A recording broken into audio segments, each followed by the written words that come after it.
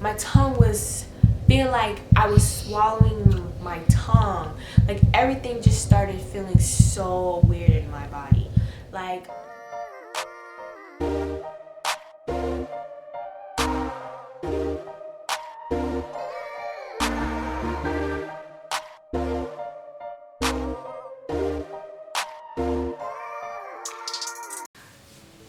what's up guys, welcome back to my channel. It's Movie, and yes, I'm finally back, and I think I'm ready to work now. Ready to get back in there and talk to you guys about everything and about postpartum and how everything and how my life has been holding up after having my son. So we're just gonna go ahead and get right into this video so we can just get on with the other videos that I have in store for you guys. So I'm not gonna do any long talking. I'm kind of just gonna get into it. This might just be a kind of long video, so if you're not willing to sit down and listen to me speak, then I mean it's okay. Go ahead and skip this video and go ahead and watch the rest of my videos that I'll post, but this video is kind of interesting. It's pretty much a story time on my channel, and I just want to tell y'all a little bit about my hospital experience that I had. So we're gonna get down to literally day one. So not day one, but me going into the hospital. Yeah, I'm smiling right now, but it happened in the past, and I worked on myself, and I had people around me supporting me and keeping me in good spirits. Well, at least trying to keep me in good spirits and keeping me up and keeping me motivated. Even till then, that wasn't really helping me. I feel like if you're not motivated yourself, you can't really be motivated to do whatever you want to do. So anyways, long story short, so pretty much March 24th, almost said 1993, of course that's my birthday, but March 24th 2021, I had a beautiful baby boy. Yes, and everything after having my son, it literally took a toll on me. It was a lot, and I was kind of going through postpartum depression, I guess that's what they call it. I wouldn't say it was because of my son. I would say it's more so because of what happened in the hospital.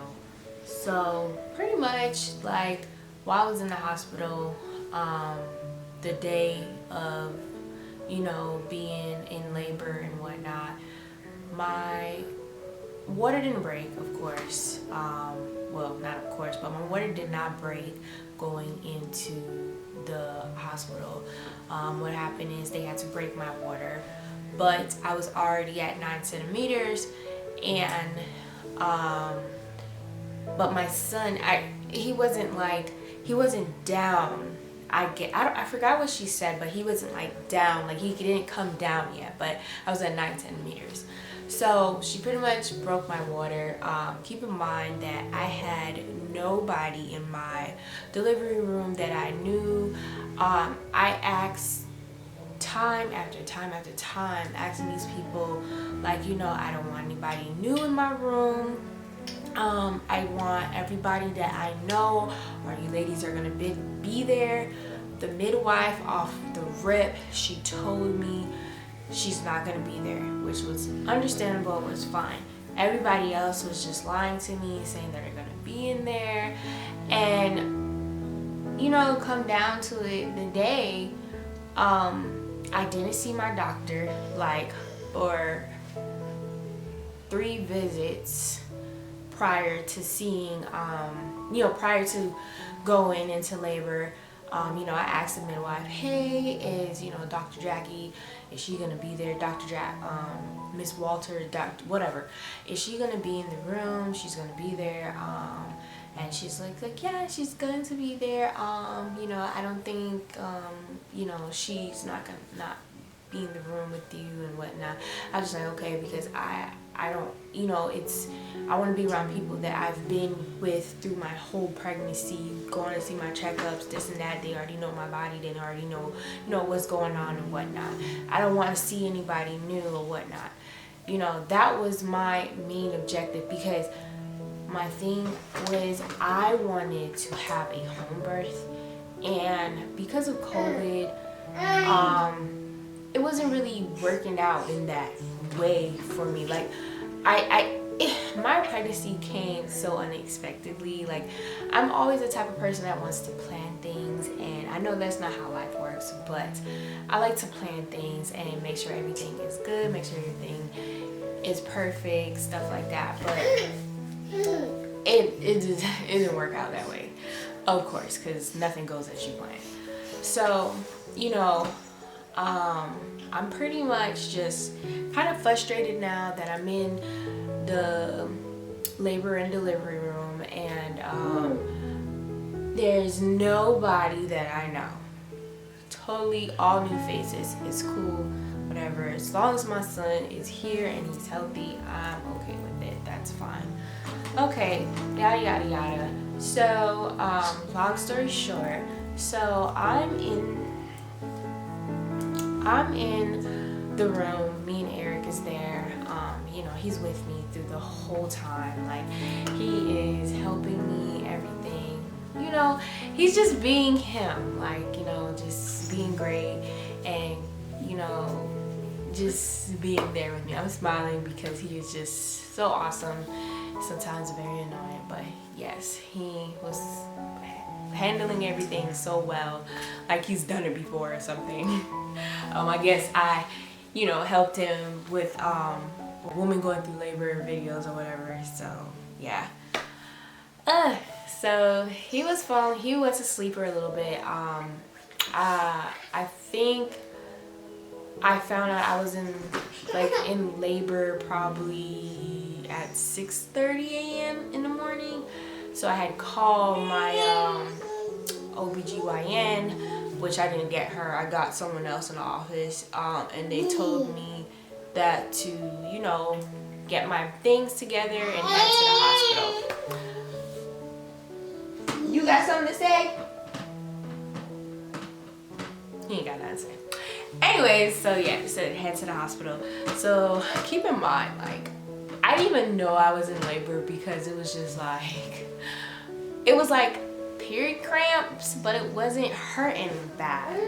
Like, and like I never got to experience the fact where like women be like, oh my god, it was so terrible, like, oh my god, it felt so bad. Like, I'm not trying to like belittle anybody's pain or whatever, but like, it did not hurt that bad. Like, I have a really high pain tolerance, so I don't know, but it really didn't hurt that bad for me. So like, yeah, it just felt like period cramps that I normally get during my cycle time, which, ladies, I do not get like cramps like that anymore, which is it's awesome. But prior to, like, my cramps used to be on 10. That bad. It wasn't that bad for like my contractions that I was getting. I literally like take a shower. You want to interrupt me? He over there playing with his toys. Like, I was taking a shower, I brushed my teeth, I waited for Eric to pack his stuff. Listen, ladies, I told this man, I knew it. First of all, I knew I was having a boy. Like, oh my gosh, like, I know I'm going all over the place, but it was just so crazy. Like, usually people have dreams about you having like kids, like, or being pregnant. I had a dream about myself being pregnant, like, literally. And it's not like me actually like being pregnant. It was just like a dream. Like, people usually say when they dream of fishes, like, with that person in their dream, it usually means that they're gonna get pregnant or whatever. Well, that's the dream I had of myself. I was literally around a pool with two of my other cousins, and it was like a big fish swimming around the pond, and literally it just jumped out on me and laid in my lap. And kid you not, 2 weeks after, boom, here it is. I'm 4 weeks pregnant, and clearly I was pregnant at the time I had the dream, but I didn't know. So it was so weird. Yeah, so awesome. But anyways, what I was gonna say, yeah. So like Eric literally was packing his shit, and I was keeping my cool. Like I was like chilling. You know, I didn't eat anything. Like literally, I didn't eat anything from 6 a.m. to I think till the time I had Prince. And then even after I had Prince, I still didn't eat anything. Like I had waited, because I'm telling you, I had a very traumatic experience in labor and delivery. It was bad. So I'm gonna get into that part. So pretty much what happened is like you know, I get all checked in and whatnot. We're in the room. They broke my water. I'm waiting for the water to drain out. They come in, they telling me, you know, how it's gonna go, how I'm gonna push, how it's, you know, how everything's gonna go. So I'm like, okay, I'm getting ready. I'm kind of nervous, and you know, I'm saying like, I kind of want to. I'm so excited to see my son and whatnot. So after that, you know, pushing and whatnot. First of all, when I was pushing, I asked one of the midwives and one of the nurses. First of all, it took like 4 nurses to find my, and like she literally came up there, stuck her fingers, and was like, that's why you can't, you know, because she's literally 9 centimeters already. Like she's ready to go. Like she's ready to boom. We're just gonna give her like they gave me like a good 30 minutes before I started pushing or whatever. So they literally had me up into like this like position where I had to pull myself up kind of thing, and like and it was like, and I was like, I didn't know I had to do like crunches or whatever to have a baby or whatever. But it was not even that. Like when they did the epidural, I was at 9 centimeters, and keep in mind, like it was an option, but it was kind of more so for me. Like I was like, this is how I worded it, because I remember, do you think I need the epidural seeing that I'm at 9 centimeters? And she was kind of like, you know, I think it will go more smoother if you do that. So I was just like, okay, you know, I was just like, if you think it's okay, then like I'll go ahead and do it. Yes, yeah, I think it'll be much smoother. No, should have never got it done. Should never did the epidural. I probably won't do the epidural because I'm gonna be doing home birth from, you know, for my next experience, because I'm not doing a hospital experience ever again in my life. So yeah, so they hit me with the epidural one time, and when they hit me with it, they was like, do you still feel that? And I was just like, yeah, but it doesn't hurt, you know what I'm saying? You guys don't have to, you know, do it again or whatever. Bitch, they did that shit again. They hit that junk right up in me again. And I was so numb to the fact that like my legs felt like complete noodle. Like even after, I couldn't even, like, my legs were so numb. Oh my gosh. I mean, to people that get epidural, kudos to you, but I'm not getting it. I'm not doing it anymore. I'm really not doing it. You could do your pregnancy without, your delivery without epidural, okay? Like, come on, woman, we gotta be strong. You know what I'm saying? We are made to do this. Like, you don't need epidural. So, you know, that's one of the things that started off that right there. And like, you know, Eric was watching the whole time like, damn, that's a big ass needle, like, damn. Of course I didn't turn around because I did not want to see it, but yeah. So I got the epidural, and then, you know, they let it, you know, whatever in, and then they asked me if I wanted any pain medicine. I said no, so I didn't get any of the pain medicine. I was fine. So long story short, we're laying down. I'm about to deliver my son. I asked him to put me more up so I can, like, you know, women are not supposed to be laying down giving birth, you know what I'm saying? Like, we're supposed to be up and, like, you know, in a certain position so we can be able to, like, push the baby out so you come out way smoother. You know, just facts, looking it up and whatnot. If you guys research this, past histories, just look it up. I'm telling you, you're supposed to have your baby sitting up, like sitting up, and be able to catch your baby. So, you know, they just had me in a weird position, so I asked them to push me up some more and whatnot. They even put like a mirror in front of me to see like how my oh god, I can't even find the words, how it was going, how everything was going. I'm like, I looked down there and I said, I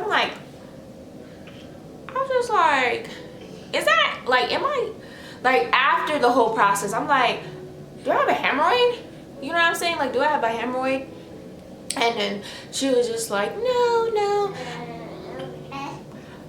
baby, I had a hemorrhoid, and I hope I'm saying this right, and it was terrible. Okay, I felt like my ass was falling through my ass.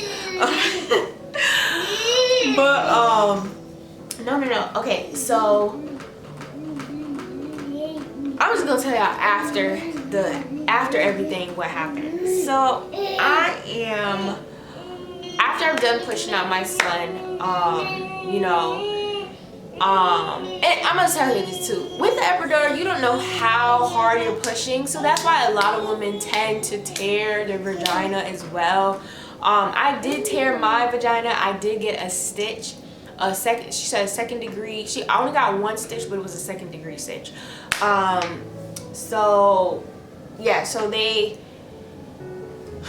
she only stitched me up once, and which was okay. Like, you know, I wasn't pushing my son for long. It was like a quick like push. Like, I think I pushed like 3 times and he was already out. So, and keep in mind, like, before my son was even coming out, like, she started playing with the top of his hair. I guess people say that makes them like come out or whatever, but she started playing with it. I felt like it was her just playing with the top of his hair. She's like, oh my god, he has so much hair, he has so much hair. I'm like, lady, get this baby up out of me. So, oh my goodness, like, I was literally like,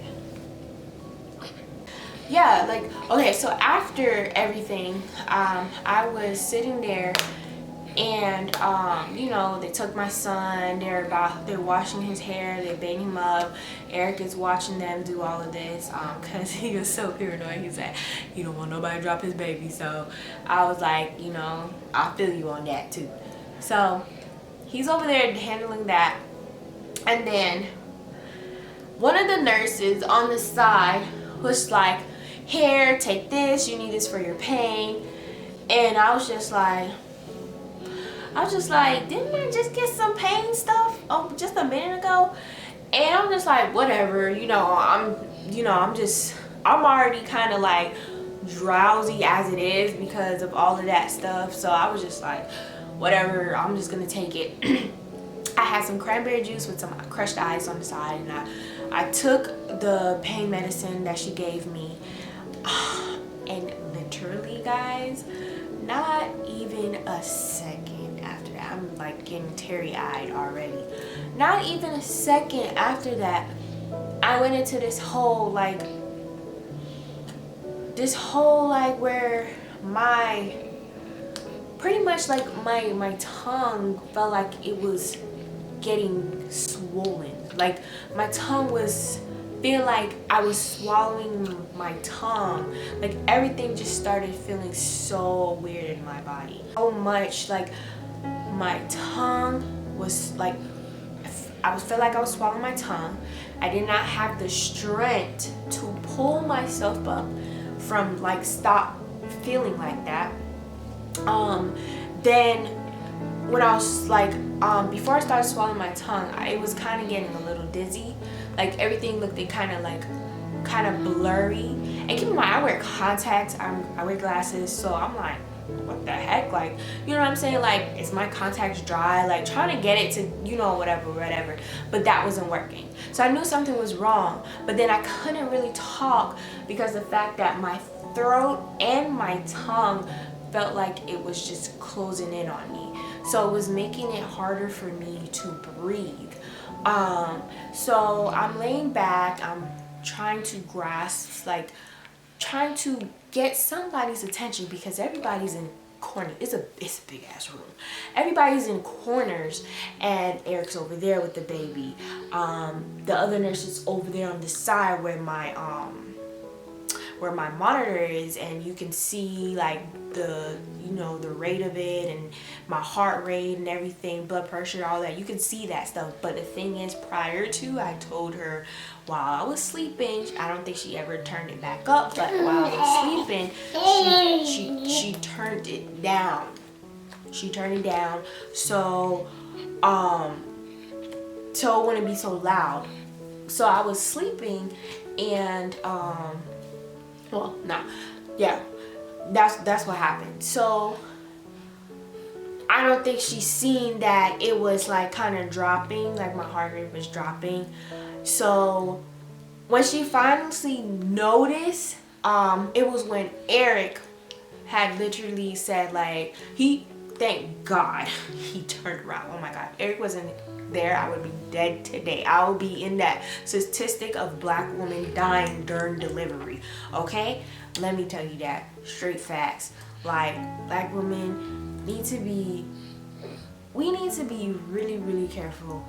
And that's why I say it is so hard with being a black woman going into the living room and coming out and just like, I wouldn't say it's so hard, but like it's something that we need to actually, like, as people think about, like, you know, those are having a child is the closest way, like the closest thing to death, I say, because like it's so much happening at that time, so much going on. So we're pushing out another human. Come on, that's something really true, like really dramatic.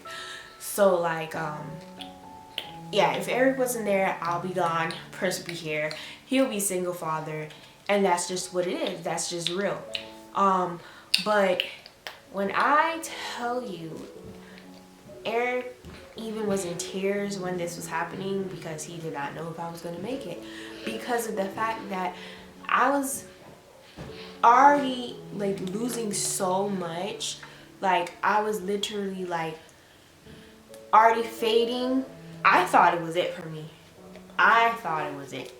I literally was just like, okay. I kind of like told myself, like, it was just like, this is how I'm going out. This is how it's gonna go for me. Like, this is it.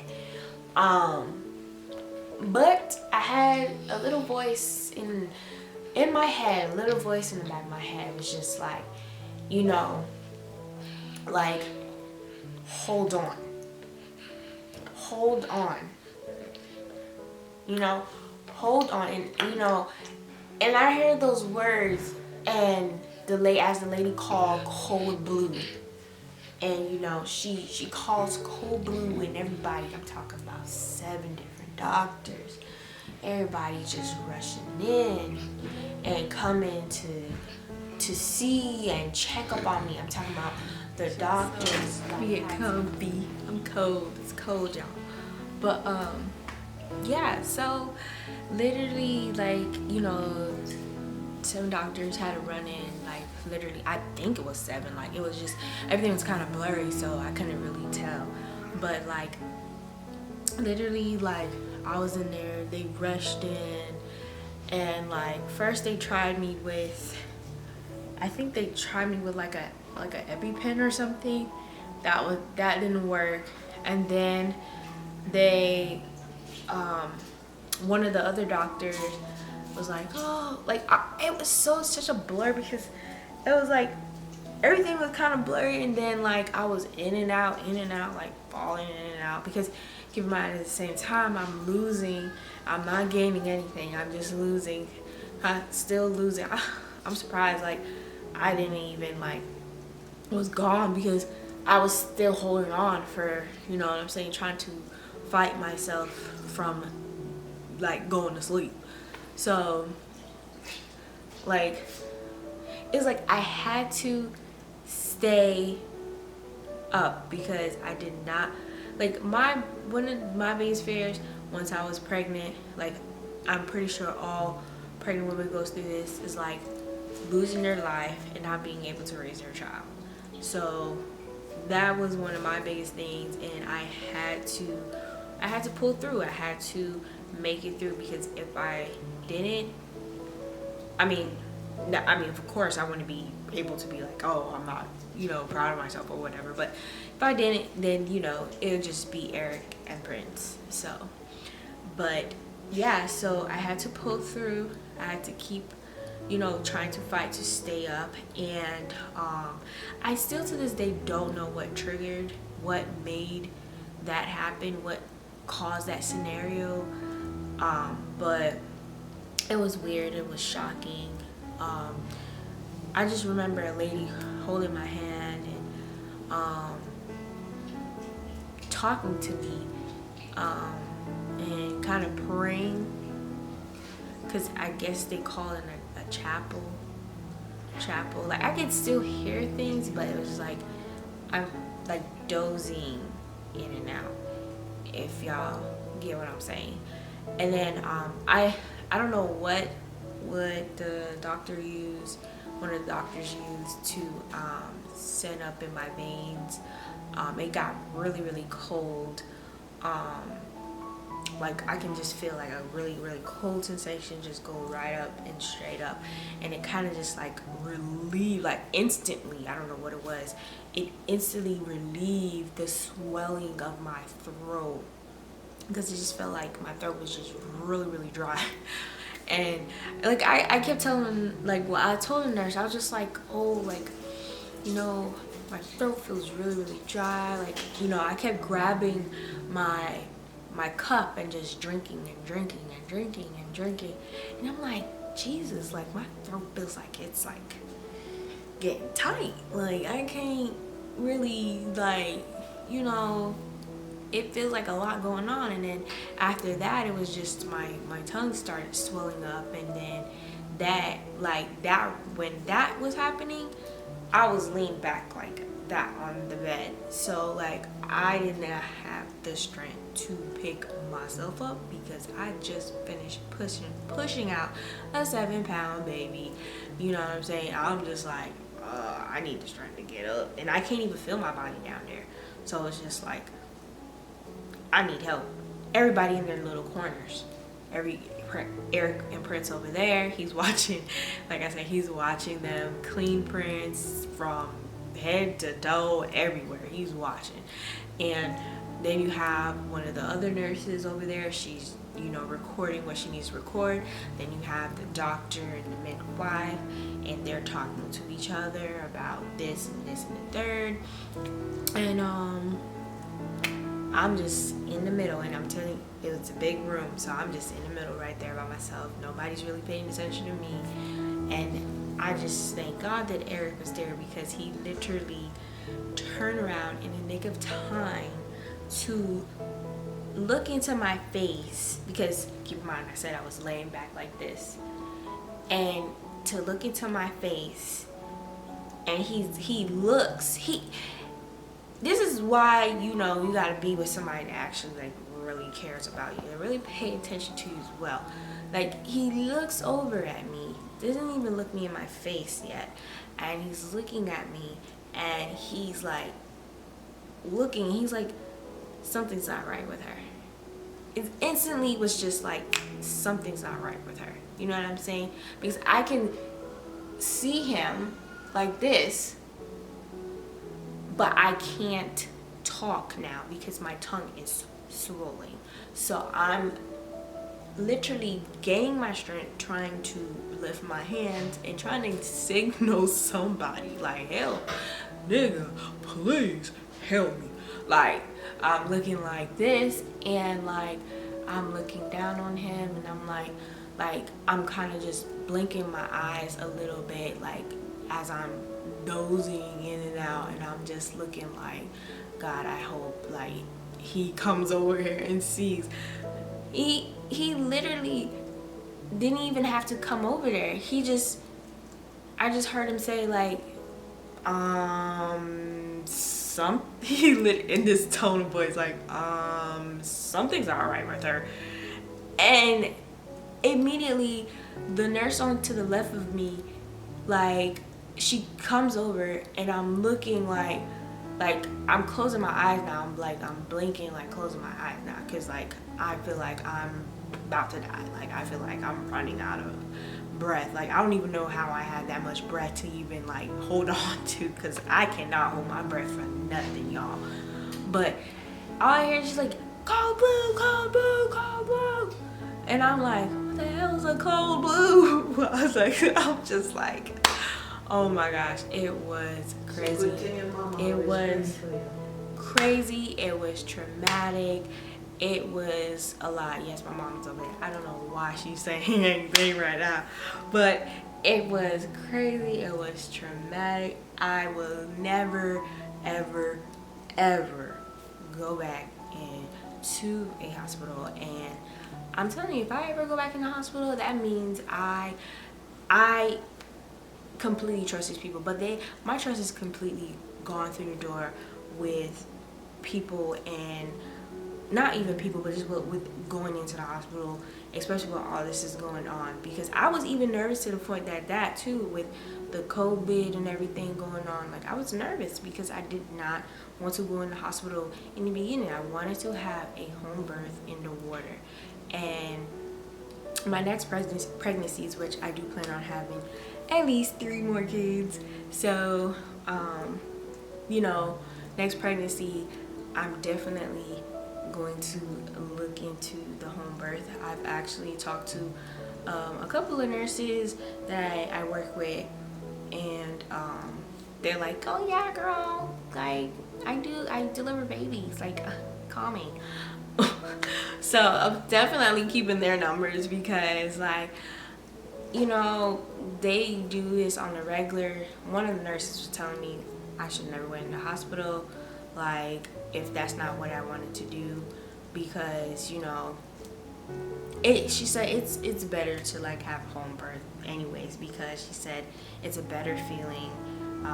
You're in your own environment, and like you feel comfortable.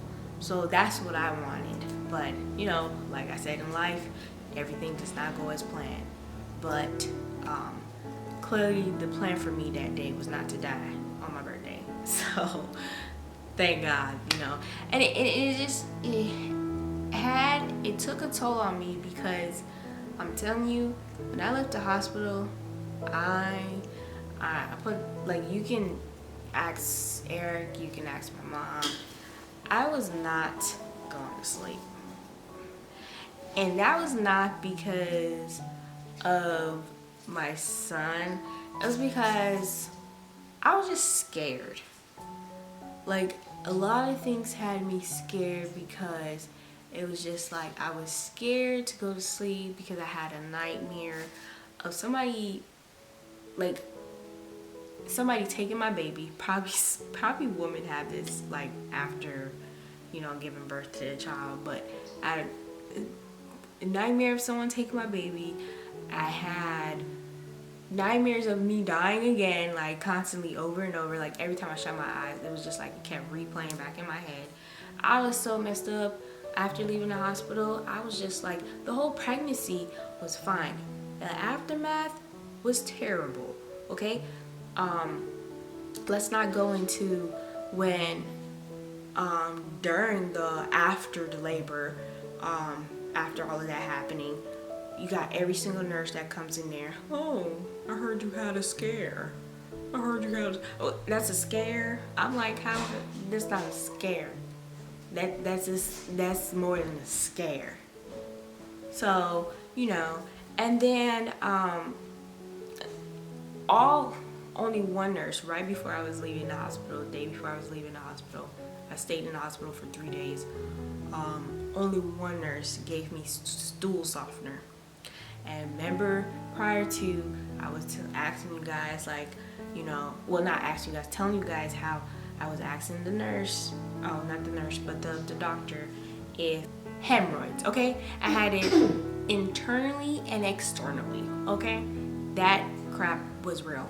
Like, it was real. And I didn't notice anything while I was there at the hospital because I was peeing fine.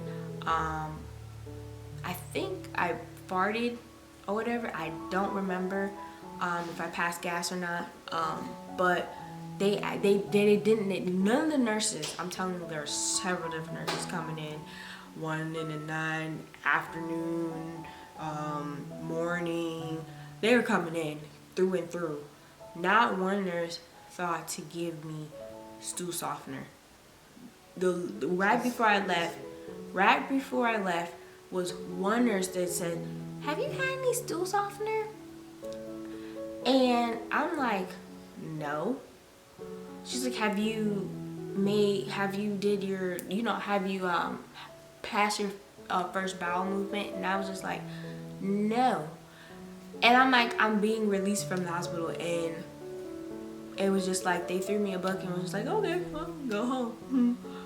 When I tell you, my first poop was crazy. I had to, kid you not, I don't know if Eric is a very emotional person, but he doesn't like to see me in pain. So he was like, I called my mom out because I needed a woman emotional support because I could not, like, I just felt so, I felt like somebody was stabbing me over and over and over and over and over again when I was passing my first bowel movement. Keep in mind, like, I ate steak. I ate some, because I could not eat meat while I was, you know, pregnant. So I was eating stuff that I could eat now. So I ate steak. I ate me some, you know, all that burgers. I'm eating stuff like that. So y'all know this poop, like, when I get home, it's gonna be crazy. And it takes about 3 days for the poop to digest in your, you know, your stomach or whatever. Oh my gosh, my first poop was like, it was crazy. The amount of tears, how I was calling out. I was calling God off his throne, okay? Like, I was holding on to my mom so hard. Like, I could not believe what I was going through because, like, I have never felt something so painful in my life. Not even giving birth was painful like that. That was hurting like crazy. Come to find out, I asked the doctor if I have any hernia. I'm not hernia, hemorrhoids down there. I did, internally and externally.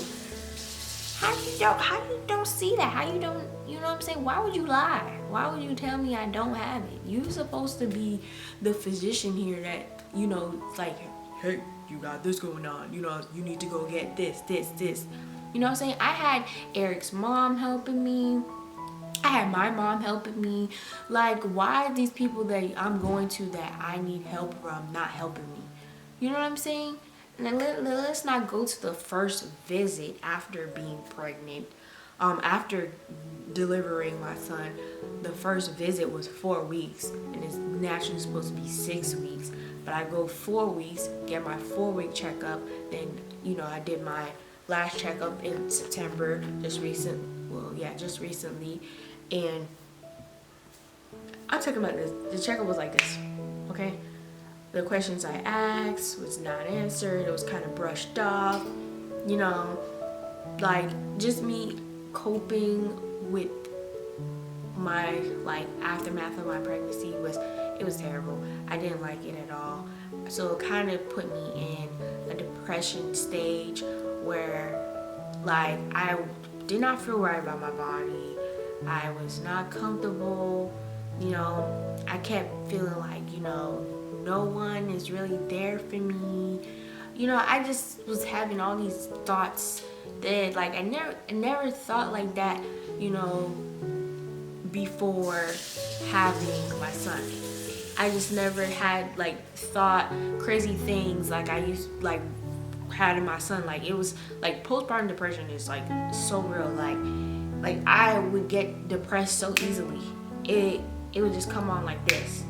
Like, my mood would just swing and just like boom, like immediately I'm thinking about something like, I wonder if I'm a bad mom, or because I'm not pumping enough milk for him. I'm not producing how I should. And it was a lot, and I'm just glad I had people around me that already went through it.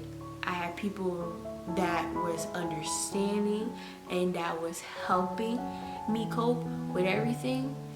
And for those moms that are single and don't have that kind of support, it's a lot. It is a lot, okay? So I would never knock a woman, especially a single woman at that, having kids on their own, and the amount of stress and the amount of things they have to deal with on a daily, mentally and physically after it. That's a lot. And I'm not trying to put nothing about, like, say anything about men just walking out a woman's life doing that, but I'm saying that's really stressful. It is really stressful. That's why you see, so many women, they harm their kids due to the fact that when they get out of the hospital, because of the fact that they're going through a mental and physical phase of healing, within their body and then in their mind. So these things tend to happen. That's why they ask you these questions before leaving the hospital. How do you feel? Like, from a scale to 1 to 10, like this and that. Because they need to know how stable you are. And they didn't ask me that when I left my hospital. They didn't ask me none of that. These people were looking at me so crazy when I was it was the last day. And I was ready to go. When I said I had my stuff packed up, the lactation nurse was coming back in there to help me, show me some more, like, how to get it going. I said, listen, I got a mama at home. I don't need this. I'm going home. Like, let me go. I ain't trying to go through none of this with y'all no more. Y'all not doing nothing for me. The most y'all did was show me how to breastfeed. Okay? Like, let me go. I gotta go. I gotta go home. I don't want to be here no more. Like, deuces. That's how I felt. And that's how I shouldn't have felt. I should have felt comfortable being a first-time mom, not knowing nothing at all. We're not even just first-time mom, first-time parents. We don't know anything, So you live and you learn your lessons. But now I feel like I'm gaining my strength back, and I'm slowly getting back into making my videos and whatnot, because this is something I love to do. I love to come on here and talk with you guys. I love to come on here and make videos and edit my videos. And I was just so unmotivated, and so I just felt out of place. I didn't feel like me. I didn't feel like I was at my full self. I didn't feel confident anymore. I'm still gaining my confidence in my body, and I'm still, mentally getting myself back together. So I just, asked of you guys to bear with me, support, show your support by sharing my page, liking, commenting, subscribing, and just continue on this journey with me, because there's more to come. And like I said, I love you guys. I love you, all my subscribers. And yeah, just keep me going, you guys, because I'm telling you, it was a lot. And I know y'all see me smiling because I am not the type of person to show it on my face. I don't want to put my problems on other people. So I try to smile as much as I can. Only the people I would say that's close to me would see me like down or see me like if I'm sad. But if you're not close to me, trust me, you won't get that. Dominique is smiling and laughing all the time as much as you know, okay? So I do have my moments. Like they always say, check on your strong friends, because you know the strong friends are always the ones hiding behind a mask, because they want to make sure that everybody else around them is good while they're suffering. So you gotta always keep that in mind, and you know what I'm saying. And I'm just glad I got a few friends that actually care and check up on me. You know what I'm saying? Like, cause you have people that would just literally like, oh, I just want to see the baby. Like, call me, text me, oh, how's Prince? Nobody wants to know how the mom is doing. And it's not even to sound selfish, because that's not selfish. No one asking how the mom is doing after giving life. You know what I'm saying? Like, I think that people should more so jump to asking, because you know the baby's fine. The baby's gonna be fine. But how is the mom doing? You know what I'm saying? Is she okay? You know, these are the questions that you want to start. You know, and I'm guilty of doing it too. I did that before. But now that I went through that situation, I know, because it hurts. Like when people, especially with what I was going through mentally, and you know, people just, oh, send a picture of the baby, or oh, did it.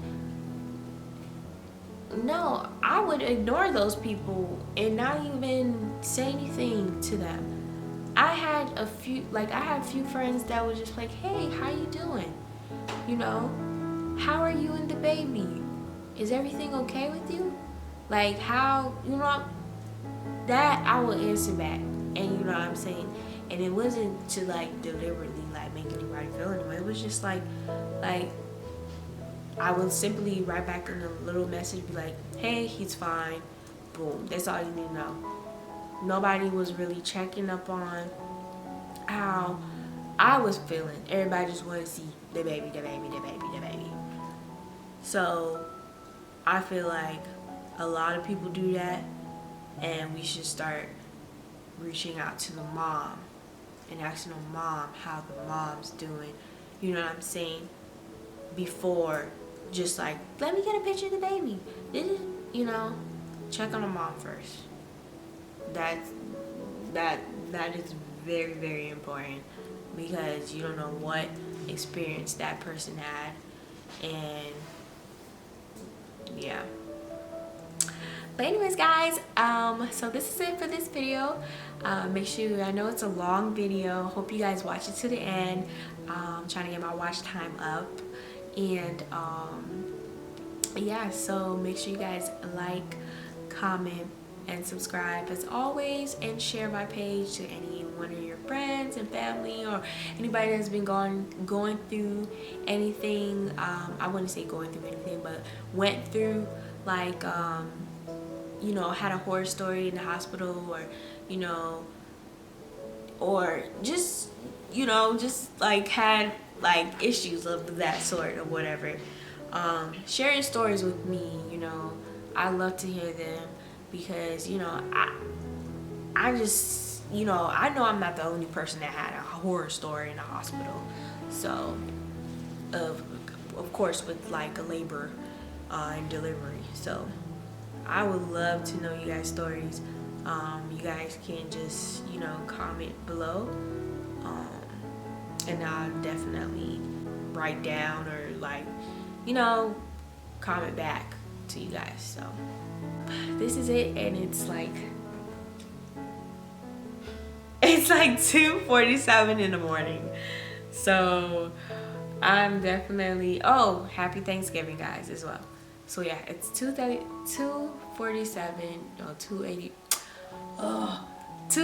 in the morning, and I am going to take a shower. Okay, so Thank you for listening. Thank you for being there constantly and supporting me. And clearly my mom wants to be a part of the video because she keeps talking. So yes, and subscribe to my channel, at my channel. Damo B is back and she's ready to start serving you guys with more content. And love you guys. Peace.